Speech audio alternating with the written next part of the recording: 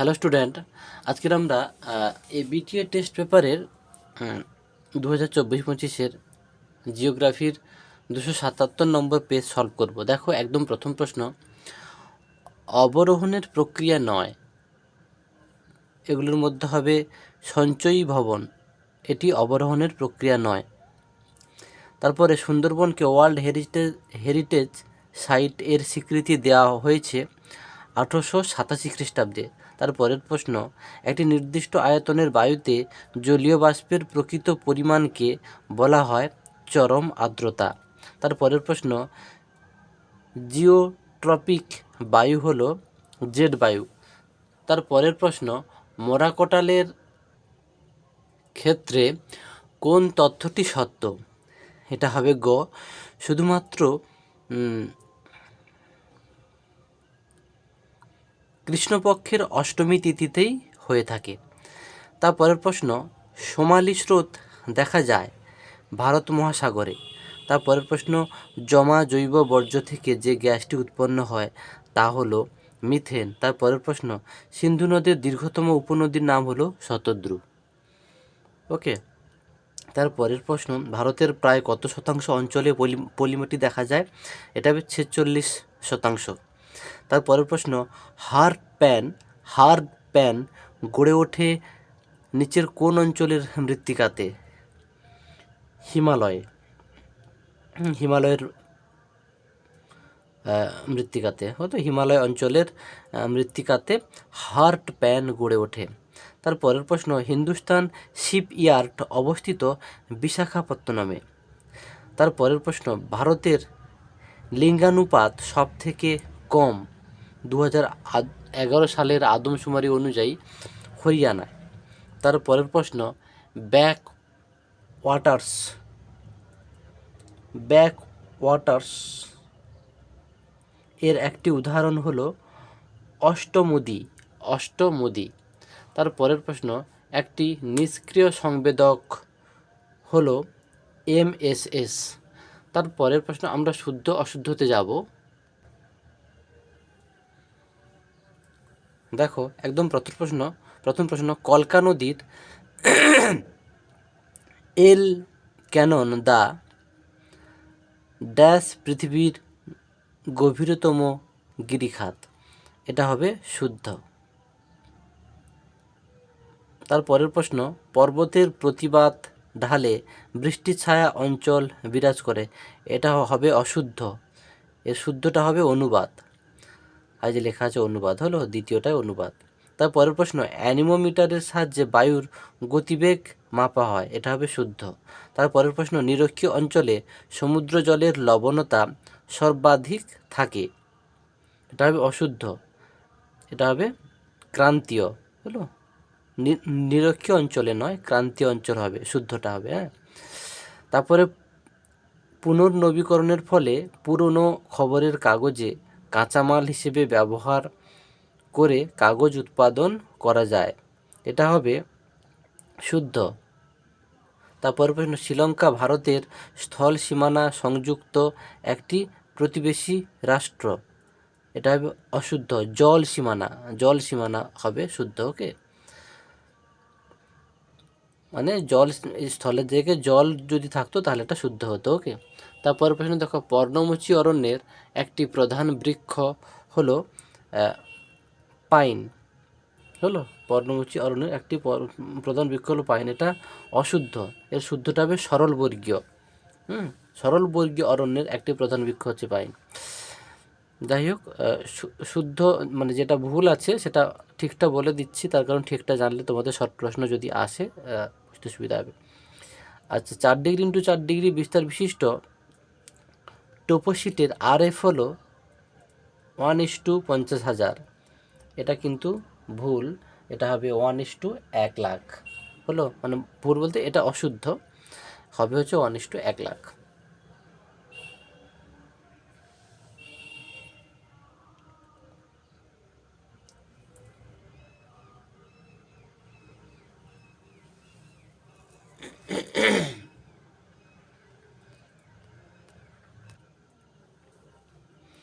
আচ্ছা, এই শেষ অংশটা এটা কিন্তু 1:10,00,000 হবে। ওকে, এটা মানে শুদ্ধটা 1:10 লাখ হবে।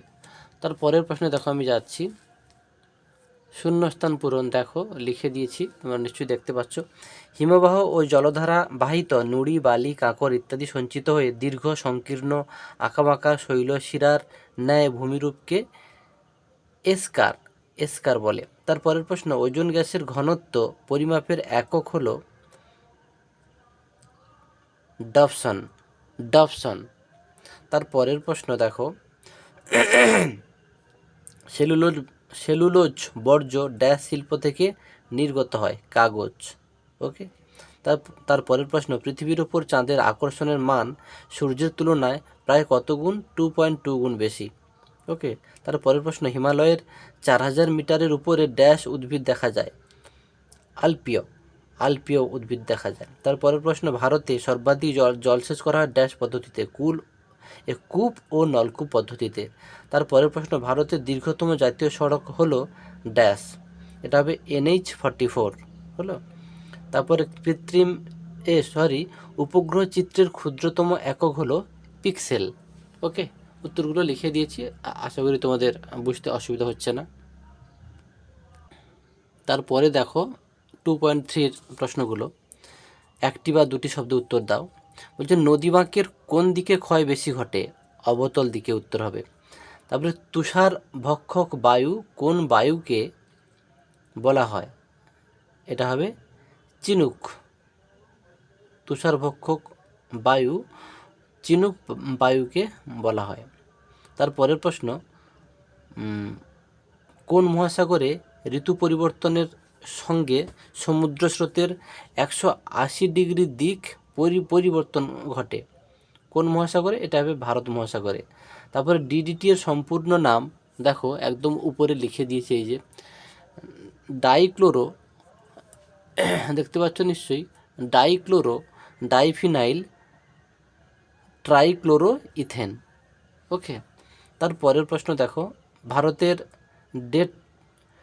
ডেট্রয়েট কাকে বলে? চেন্নাইকে।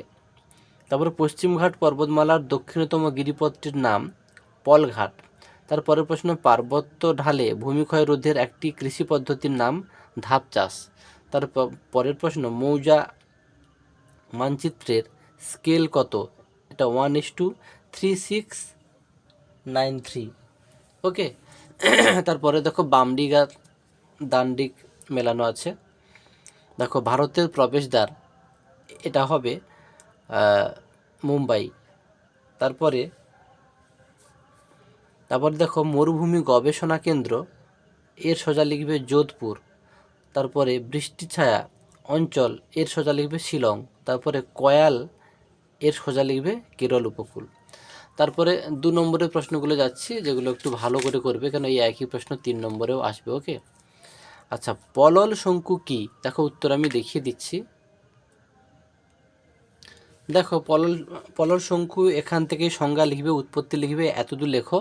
তারপরের অংশটা দেখিয়ে দিচ্ছি। তারপরে দেখো এই যে এখান থেকে এত দূরে উদাহরণে এই যে দেখা যায় পর্যন্ত, শেষ পর্যন্ত লিখে নেবে। ওকে, আমরা পরের প্রশ্নে যাচ্ছি। দেখো তারপরে অথবা এই যে ট্রপোপজ কি? দেখো উত্তর দেখিয়ে দিচ্ছি। দেখো এই উত্তরটাও সুন্দর করে প্রস্তুত করা আছে, একদম এই সংজ্ঞা দেবে, তারপরে একদম এত দূরে গুরুত্ব পর্যন্ত খুব দারুণ করে দেওয়া আছে। তারপরের প্রশ্নে যাচ্ছি, শৈবাল সাগর কাকে বলে? দেখো এই যে শৈবাল সাগর কাকে বলে, এর উত্তরটা না এই একটা প্রশ্ন ছেড়ে এসেছি, অ্যালবেডো কাকে বলে? উত্তরটা দেখিয়ে দিচ্ছি। দেখো এই যে অ্যালবেডো কাকে বলে, একদম এই যে সংজ্ঞার কাছ থেকে সমন্বয় পর্যন্ত লিখে দেবে। ওকে, এবারে আমরা পরের প্রশ্নে যাচ্ছি।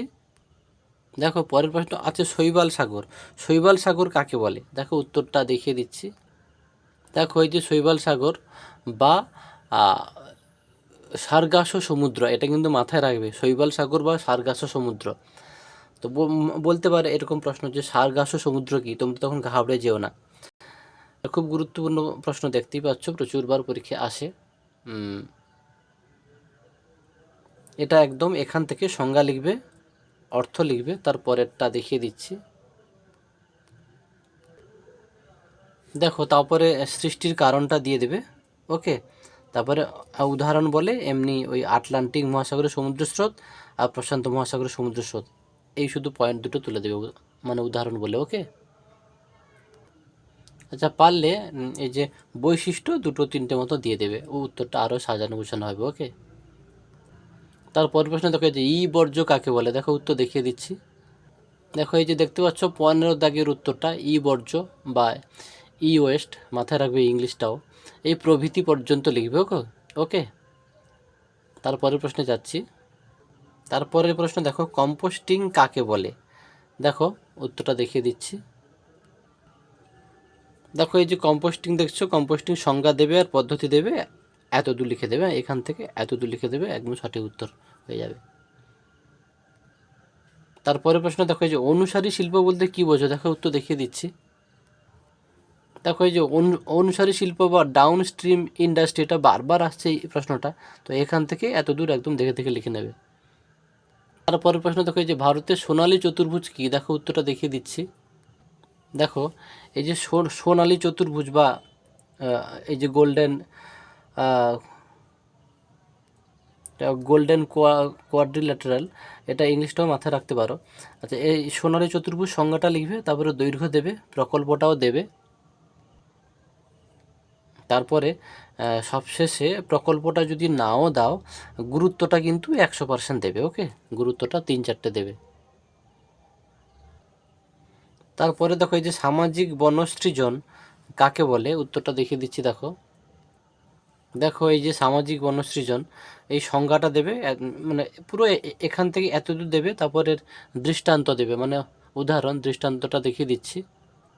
দেখো এই যে একদম নিচে দৃষ্টান্ত 1994 সালে পশ্চিম মেদিনীপুরের আরাবাড়ি গ্রাম সামাজিক বনসৃজনে বিশ্বব্যাপী সাড়া জাগিয়ে সাফল্যের স্বীকৃতি হিসেবে পলগেটি পুরস্কার পেয়েছে 1994 সালে। ওকে, তারপরে প্রশ্ন যে ভূবৈচিত্র্যসূচক মানচিত্রের বৈশিষ্ট্যগুলির মধ্যে দুইটি লেখো, দেখাচ্ছি। দেখো এই যে বৈশিষ্ট্য অনেকগুলো দেখানো হচ্ছে, তোমরা মোটামুটি 3-4টে মুখস্থ করে নেবে। বলো এখানে যেহেতু দুটো বলেছে, যদি কটা লিখতে হবে বলে দেয় তো তটা লিখবে, না হলে 3-4টে লিখতে হবে। ওকে, তারপরে প্রশ্ন দেখো উপগ্রহ চিত্রের সংজ্ঞা দাও, দেখো দেখিয়ে দিচ্ছি। দেখো এই যে উপগ্রহ চিত্র কাকে বলে, একদম প্রথম থেকে এই যে বলে পর্যন্ত লিখবে, তারপরে দেখাচ্ছি। আচ্ছা আপাতত এটা এতদূর লিখলে হবে, এই বলে পর্যন্ত লিখলে হবে। আপাতত এখানেই কমপ্লিট, আমরা পরের পেজে যাব, তোমরা ভিডিওগুলোকে বন্ধু বান্ধবদের মধ্যে শেয়ার করে দেবে। ওকে।